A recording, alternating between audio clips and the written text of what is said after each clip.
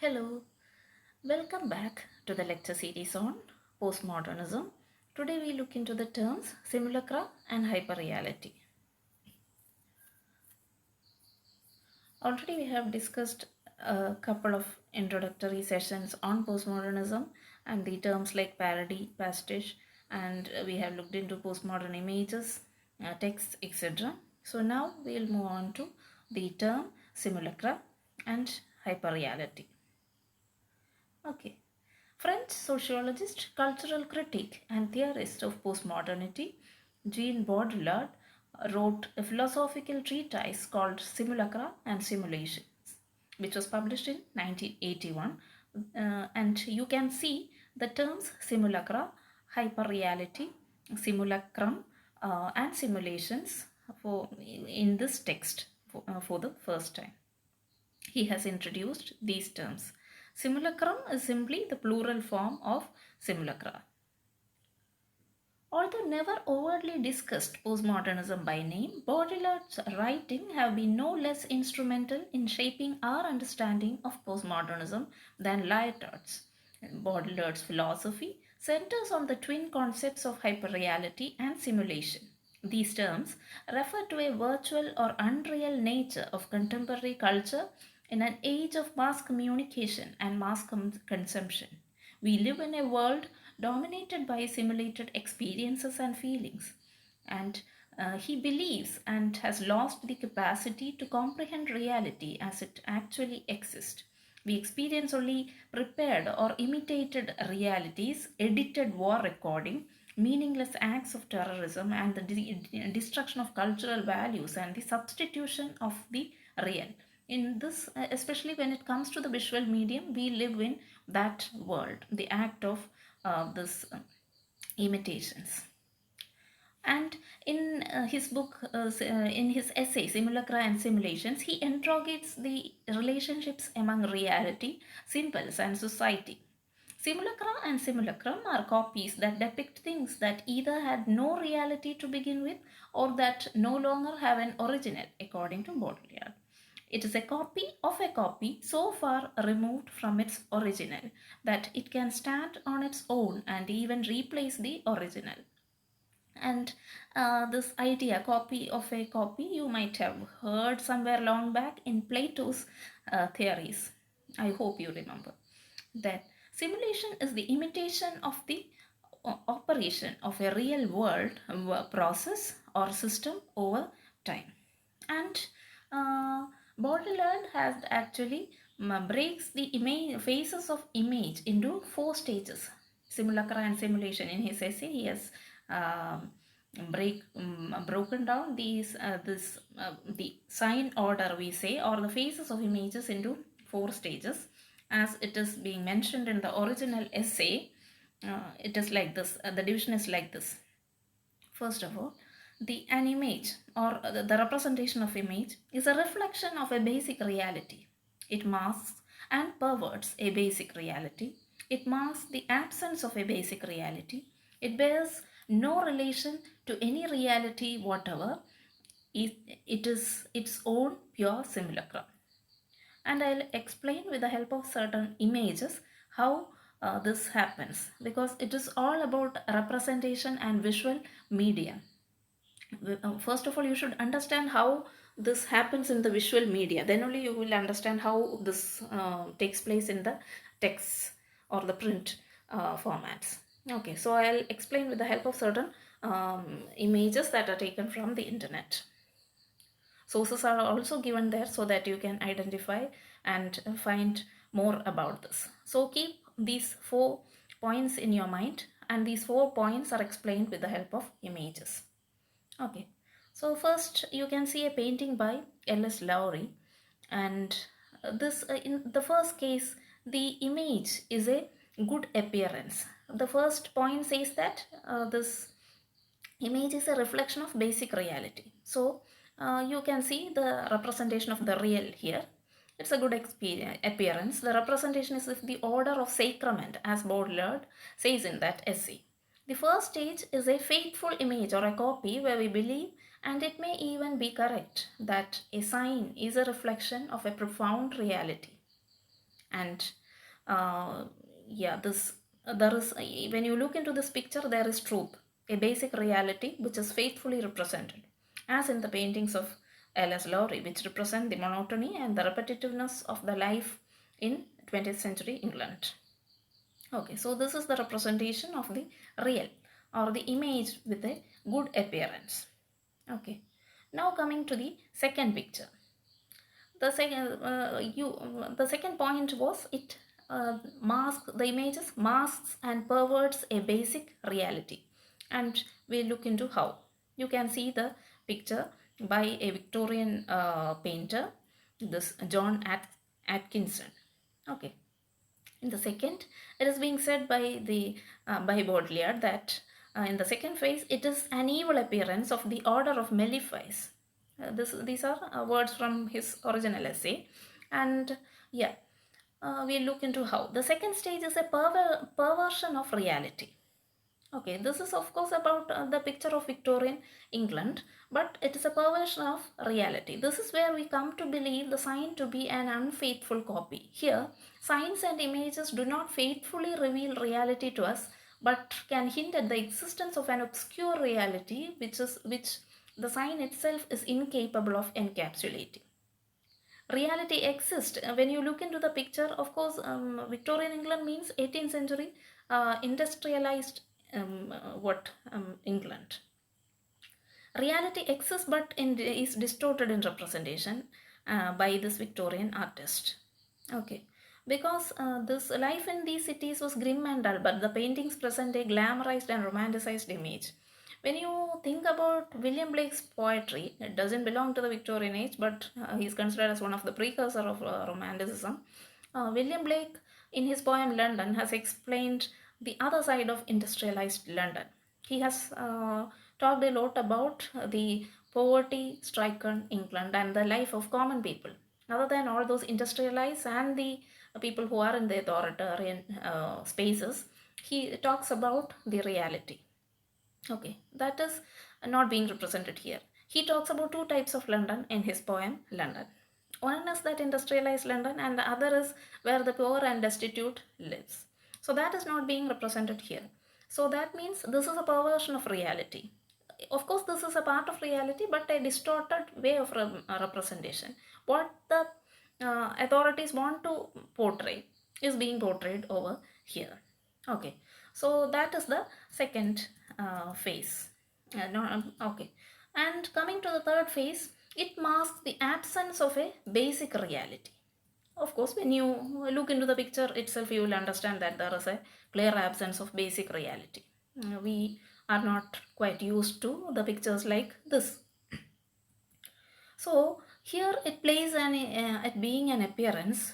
It is of the order of sorcery. That is the term or the sentence he used in his essay, Simulacra and Simulations. Okay. In the third, it plays at being an appearance. It is of the order of sorcery. That is what he says. Signs and images claim to represent something real, but no representation is taking place, and arbitrary images are merely suggested as things which they have no relationship to. You can see. Of course, when you look into the picture, reality does not exist at all.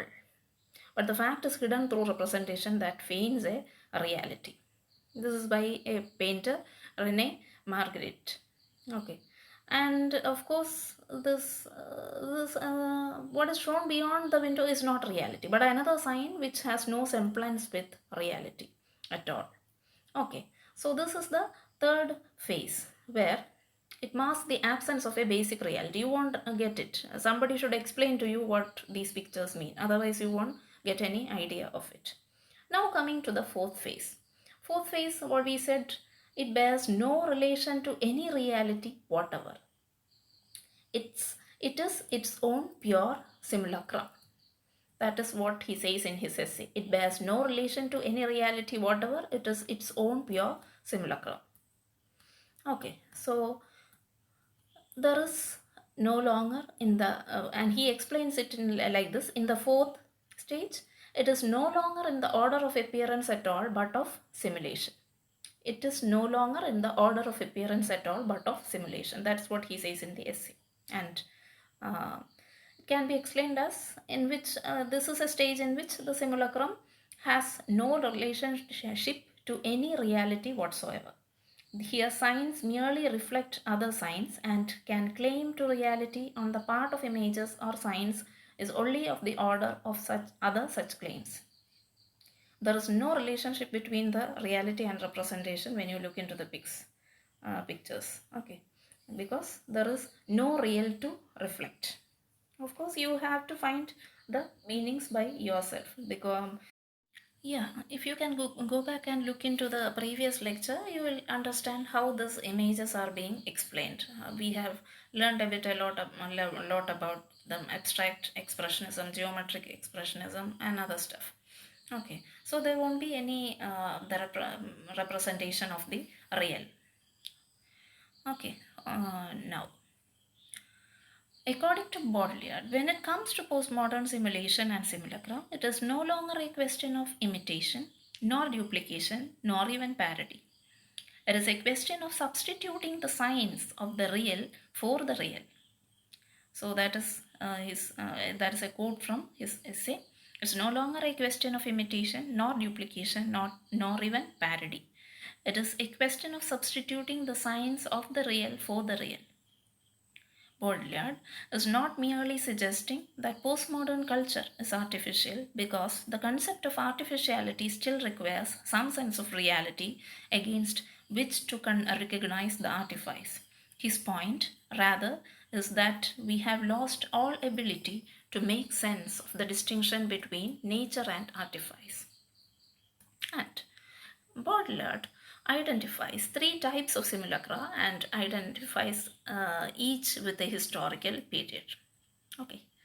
And first order is associated with the pre-modern period where the image is clearly an artificial placemaker for the real item. For example, a painting of a famous person or a place can be placed in the first order. The second order is associated with the Industrial Revolution where distinctions between images and representation of the real breaks down due to the proliferation of mass-produced copies. The item's ability to imitate reality threatens to replace the original version. Paintings are being printed and printed again. Okay, so there comes that this distinction between the image and representation again and again. And the third order is associated with the postmodern age, that is, the representation precedes and determines the real. There is no longer any distinction between reality and its representation. There is only simulacrum. This is what happens in that four phases also. And when it reaches the last phase of representation of an image, there is only simulacrum. That is, for example, original painting is in the museum and most people have not seen it. When their experience of the painting is through a reproduction of either print or now even digital.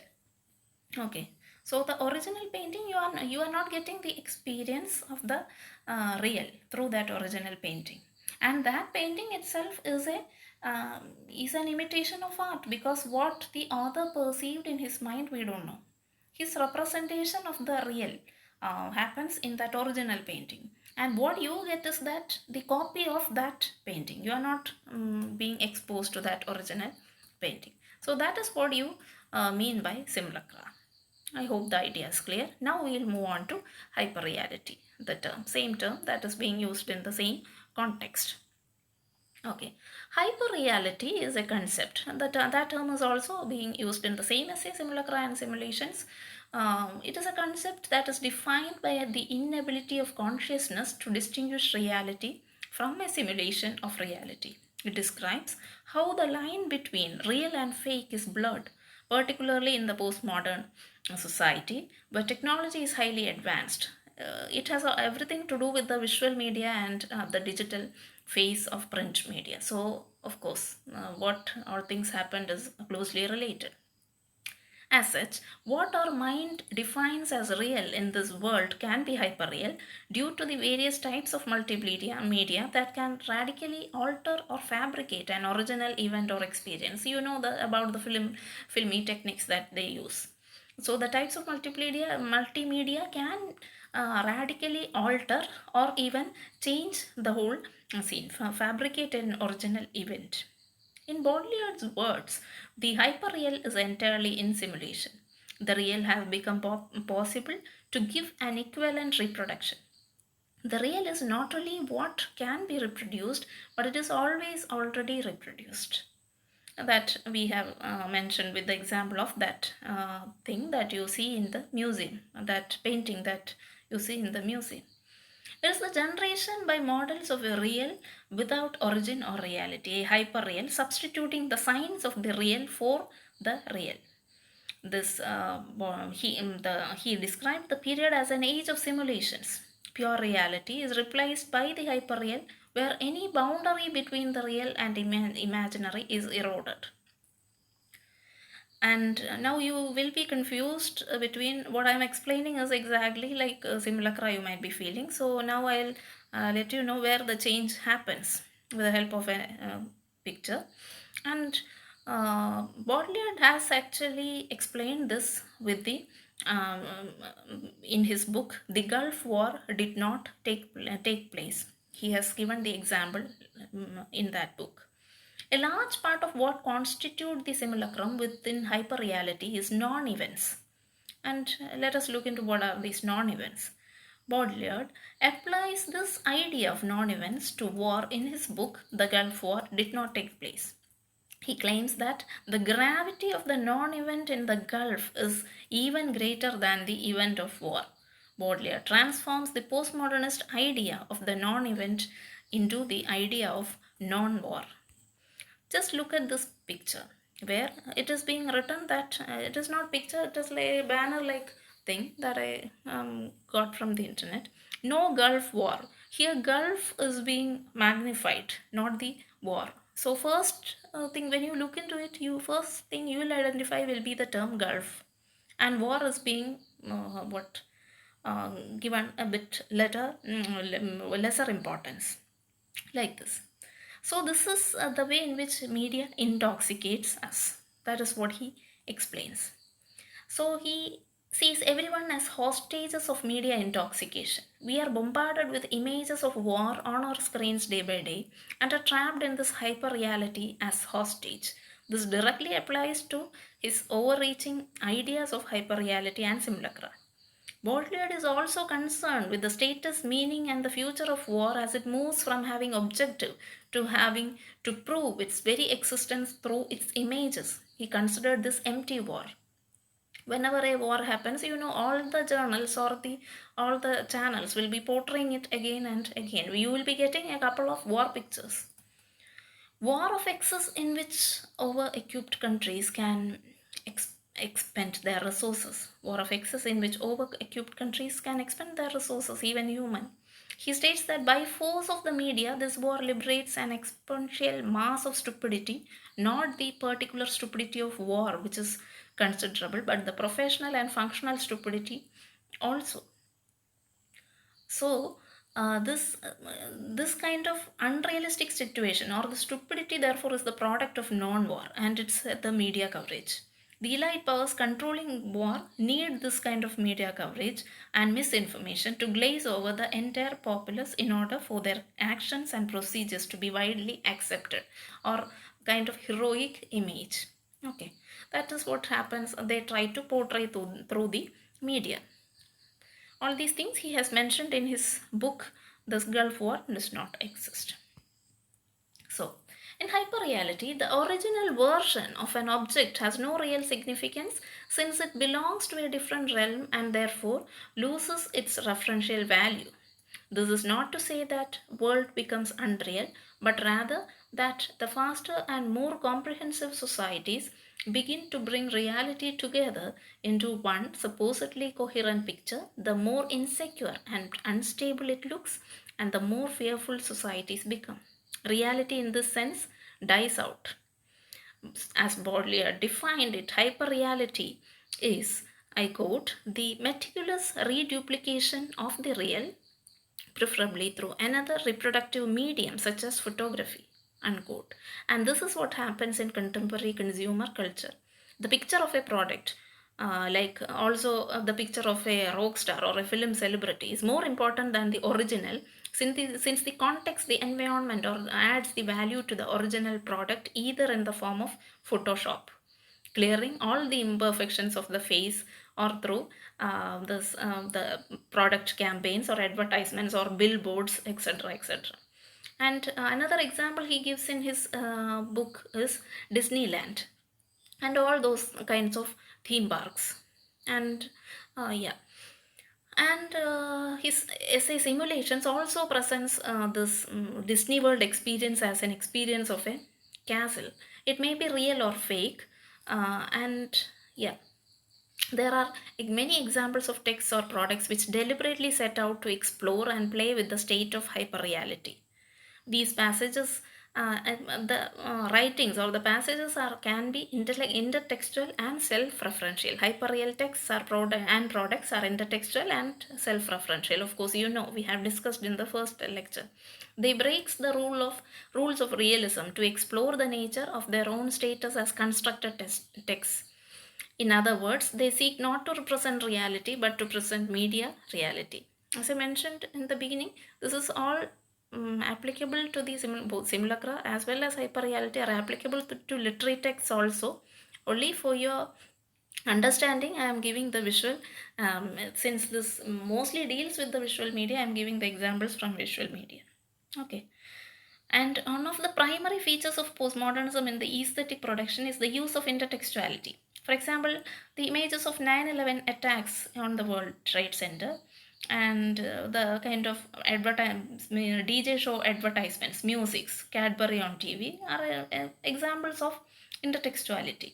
And in postmodern films, also you can see and there are TV show you can see this, and also there are TV shows like Big Brother, The Mighty Bush, etc., where everything is being treated as intertextualities. Okay, simulations are processes whereby events or situations in the past are replaced with virtual, electronic, or digitized images and signs. Okay, for instance, drama may simulate real life. We generally think of it as a representation of some part of social world, institutions, relationships, and interactions. And simulacra denote representations of the real, but where the essence of the real may be missing. That is what he argues. And this simulacra is so universal in the postmodern world, and it is impossible to distinguish the real from this simulacra. We live in a society of simulacra, according to him. Hyperreality also refers to a paradoxical concept of a reality that is experienced as extensively real. It describes phenomena that are deemed to be more real than the real itself. You can see examples in Umberto Eco's novels. If you go to the postmodern novels that are written by Umberto Eco, and also I guess in Julian Barnes novels, especially in England and all, where a water theme park is being portrayed. This hyperreal is the end result of a historical simulation process in which the natural world and all its reference have been gradually replaced with technology and self-referential science. That is important. Baudrillard uses the term hyperreal to refer to the process whereby the image or simulation and reality collapse on each other and become the same. So, this can be considered as a process of social entropy leading to a collapse of boundaries because of this intertextuality. It is the flow of information, we can say, and this correlations. Hyperreality corresponds to the disappearance of intensity. It becomes something cool, stripped off the. That is the most important point. The last one. Hyperreality corresponds to the disappearance of intensity. That is, it becomes something cool, stripped of intense affective energies and the power of the symbolic and of fantasy. For instance, the hot commitment to labor is replaced by the term cool while we execute the task. The hot art and film historical investment is replaced by cool, functional, or this functional pleasure of perfectly simulated fiction. So the Baudrillard does not use the term cool in the sense of a fashionable or enjoyable. He is referring to the loss of heat. Heat is here a metaphor for this term intensity. Okay, or enjoyment. and emotional investment. To be cool is to be apathetic, disillusioned, and uncommitted. Okay, so that is the key point that is with the hyperreality. Okay, now let us conclude this lecture by quickly looking into certain factors. The production of hyperreality relies on the lack of connection between reality and its representations, or the third order simulation. Functional arrangements seek to create the greatest correspondence possible between the object and its function. Baudrillard terms such changes as expressions of an attitude to science which is naive and paranoid. Its destruction of the gap between science and the reference creates immense social effects. According to Baudrillard, Western society has entered this fourth phase of simulation, that is the hyperreal world. But I guess not only Western society, we all are living in the hyperreal world, not only Western society. In the age of hyperreal, the image simulation dominates. That's what actually dominates us also. The age of production has given way to the age of simulation, where products are sold even before they exist. That's what we do in our day to day lives. The simulacrum pervades every level of existence. Examples from contemporary life include the creation and remolding of virtual self in internet chat rooms and discussion groups, Zoom meetings, and the way we conduct our classes now, and the 24-hour news channels that bombard us with the information proves that representation is more important than what is being represented. Okay, it has become what the performance has become more important than than the content. So, yeah, this is what uh, we need to discuss about hyperreality. Please read more on it. Especially check in the links that I have given there. You will find more on the same. Okay, so hope you have understood the facts. I'll be back with another term in the next lecture.